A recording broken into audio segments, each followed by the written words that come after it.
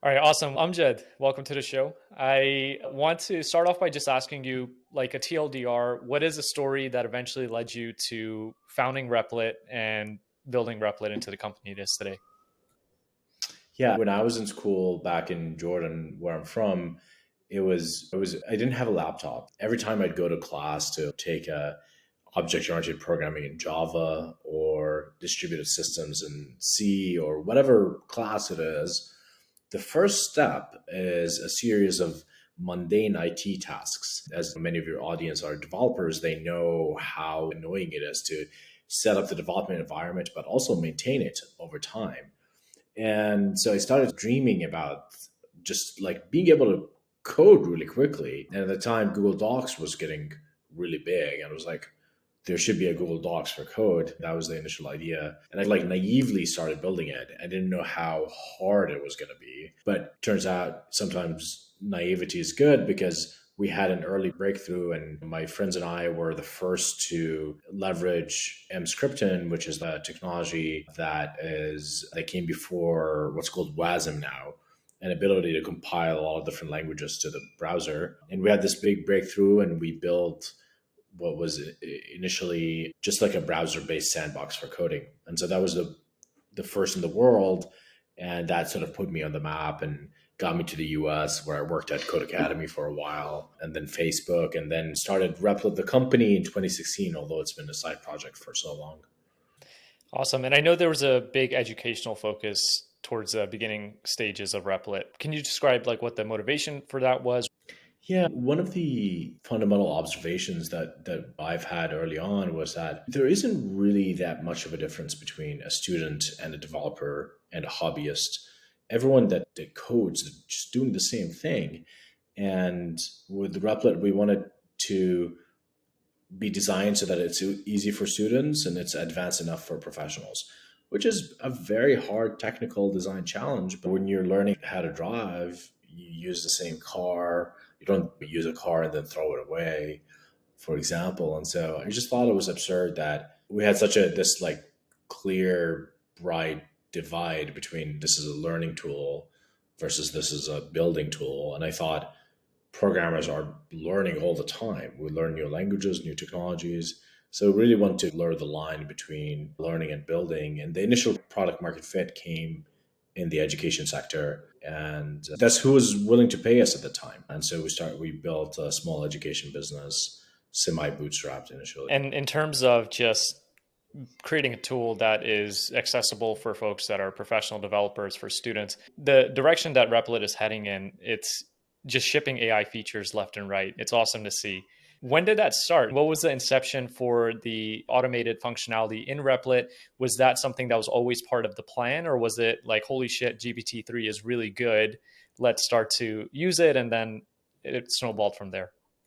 Yeah, I mean, it wasn't that, because if it was that, then a lot more people would have be in our position. There's a lot of other developer tools out there that haven't really woken up to the changing fact of how this changes all of software. But we knew that because we actually, a while back on Twitter, someone tweeted out, someone on our team found the slide deck from 2015 when I was like starting to pitch Replit.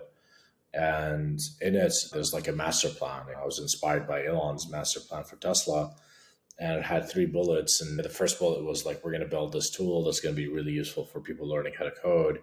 And then the second bullet is we're going to use the network and the network economies that we're going to build to train machine learning models to make it easy to learn how to code, but also make it better to develop. And we actually had some early prototypes where we did language models, but it wasn't transformer based. We did Ngram based language models, which are very basic. We didn't ship them because it wasn't like really that good. But it was very clear to me that, especially with deep learning taking over NLP, I always wanted to try some of the more recent like language modeling techniques. When GPT-2 came out, it was like pretty obvious for us that this is the way. So we started building around that time. We actually had some of the really early demos around GPT-3 coding. The stuff that we're shipping today, we like built in like 2020. There were a lot of restrictions around OpenAI, and you had to apply for a freaking license to launch anything. And then some of the economics did not make sense. Ultimately, we ended up doing our own thing with the initial version of Ghostwriter. Now we use a combination of in-house built technology and OpenAI. But it was always part of our vision, and we're just getting started. I think the like data that we're collecting at Replit, we haven't really sort of we have some training jobs as we're speaking running, and really we're just getting started here. And in terms of the AI capabilities that Replit has baked in, so you mentioned Ghostwriter, which I think just was it yesterday or the day before you, or sometime this week, you released the Ghostwriter chat. So Yeah. a way to interact with a chatbot. And I know the new bounties on Replit. I believe part of the AI, the augmentation there is that when somebody signs up for a bounty, AI takes the first pass at it. Correct me if I'm wrong, Yeah, we haven't right? launched that yet, but yeah, that's the idea. Like ultimately, Replit is about creating software, right? And we want to reduce the distance between having an idea and creating a piece of software in the world. That's really our North Star metric, is how long does it take and how much effort it is, how many kilojoules it takes for a human to go from like an idea to a piece of software. And part of the reason we built bounties is that we realize that like some people are just not going to want to learn how to code. They also have money, and so we can just connect them with people who are coding, and then also in the future have the AI take the first pass at what they want to build, and then maybe they'll iterate with a human on it, or AI takes the first pass and then passes it to a human to kind of finish it. But we think that AI in the loop there will probably just reduce the distance between idea and a product. And is the idea that there's also RLHF built in there as well once somebody starts working on the bounty and providing feedback as to how to complete the problem or correct any mistakes that Yeah, the the space is moving really fast. Yeah, so right now the way you train these language models is you have a pre-trained layer, which is throw everything, the kitchen sink at it. There's a supervised fine tuning. So that this is like a label data. And then there's the reinforcement learning from human feedback. Like even before the RLHF, you can actually do a lot with just supervised labeled training. So I'm not sure what thing it will look like. There's probably some RL aspect of it, but I think that is like the state of the art will just improve. There's a lot of work going into like GPT, like 2019 to 2023. The story has been, or like to 2022, the story has been scale, scale. I think the story is now changing from, okay, we have these really powerful things. How do we make them more useful? And so there's a lot of work into the algorithms, the prompting, the fine tuning, the distillation, all that stuff. So we're watching the space, but we haven't really started like training on bounty data yet. and in terms of the relationship between programmers and software moving forward, what do you think we're going to land in, let's say, 10 years? I know 10 years sounds like forever, especially at the rate at which things are progressing, but in 10 years, what does it look like? How do we interact with coding tools, for example, and how do we create software? Fred Brooks wrote a book called The Mythical Man Month, maybe in the 60s or 70s. It was the wake of a massive software project failure. I think at IBM, it was OS2. They worked on it for 10 years. They failed to ship. And it was this big crisis moment in the world of software where it was like, oh, we don't know how to make software. And his book, one of the seminal books on the subject, where it talked about, like, from the title, you can't throw people at the problem. The mythical man month. You can't, a man in a month are not, or a human in a month are not interchangeable. And, but in that book, there's an essay about accidental complexity. And he talks about how in software, like the real essence of building software is actually very small. A lot of what we deal with in software is what's called accidental complexity. And that asset really resonated with me and it inspired a lot of what I do in my career is that once you see it, that perhaps the minority of our time as developers are actually dealing with customer problems. We're dealing with machine problems. We're dealing with issues surrounding how do we write the code and how do we manage the dependencies and how do we manage the environments, how do we ship the code. All that stuff is accidental complexity. What I think AI is currently doing best at is like automating a lot of the menial tasks. So I think Copilot and Ghostwriter in their original form were ultimately like automating away typing, because you still had to have the thoughts, you still had to have the program structure, you still had to have all these things. Ghostwriter Chat is a little different in that it actually can give you ideas and can brainstorm with you and can be more like a collaborator with you. It can generate tests for you, can like refactor things for you. But most of these things are menial tasks, accidental complexity type tasks. I think where we're headed is that AI will eat away at most of the accidental complexity. And I think what will be left at the limit is the customer problems. It's like people building software will be the kind of people that are actually best at finding out problems in the world and going out and solving it. So I think it will really benefit the entrepreneur. So I think that, like software development in 10 years is going to be mostly entrepreneurship, because that's what's left after you take away most of the complexity. That being said, I think, and I call this a bimodal distribution, where like on the one end you have the product focused entrepreneur that we just talked about. I think on the other end, the sort of programmer that's writing the AI code, that's writing the platform code, that's writing the really novel systems level code, I think those are going to be around, and perhaps maybe there's less of them because they're going to be leveraged by AI, but that they're going to be very productive. Those people are going to be around, and I think everything in the middle will just disappear. So, do you imagine that in the future we're going to have a set of supermodels that are able to be very general and solve a ton of different problems, or do you see us moving towards a world where there's just a lot of specific foundational models that are for a very targeted task? Ultimately, that's like the bet on AGI versus engineering the systems for maximum usefulness for a given product or category. My bias would be the latter, that it is still going to be largely an engineering problem. Ultimately, I don't think anyone should plan for AGI, because it really is this moment of singularity. But in lieu of that, I don't think like massive models like make a ton of sense. Most of the time, you'd want to sort of engineer systems that are efficient and cheap, and like really large models are none of that. They're also like way over open-ended, and what you want is like more focused models. Like when you're running a job, when you're running an inference job through a supermassive model, it's this single feed forward process, and you have to run all this compute for any given request. And so that makes it incredibly inefficient. And so a lot of these weights or a lot of these neural paths are not actually related to the task that you're trying to do. There's a lot of emergent things around distillation, around pruning, around all these things to take foundation models and make them more application specific. And I think that's really future.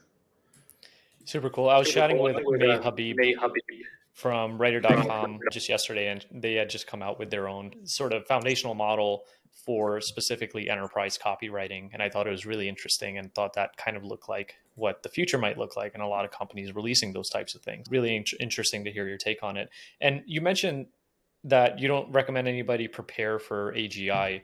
A lot of the folks that subscribe to Not a Bot, they're very interested in how they can prepare for the future, and they're very uncertain. They're getting conflicting opinions about what the future is going to look like.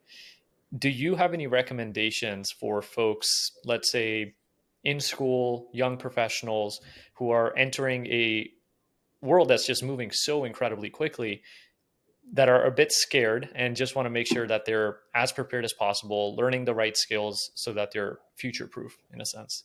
I wouldn't prepare for AGI in the same way that I wouldn't prepare for the end of days. It's effectively the end of days if the vision of AGI that some of these companies have comes to bear, because it's called a singularity moment, because you can't really predict what happens after that. And so, like, how would you even prepare for that? And you want to prepare for the more likely world, and the world that you can actually predict. And the world that is more likely, the world that you can potentially predict, is a world where, yes, there's like massive improvements of technology, and there's like insane compounding effects of technology, and it's pretty hard to keep up. but it is possible to keep up and understand where sort of things are headed. And I think this is one thing that I think leveraged in my career.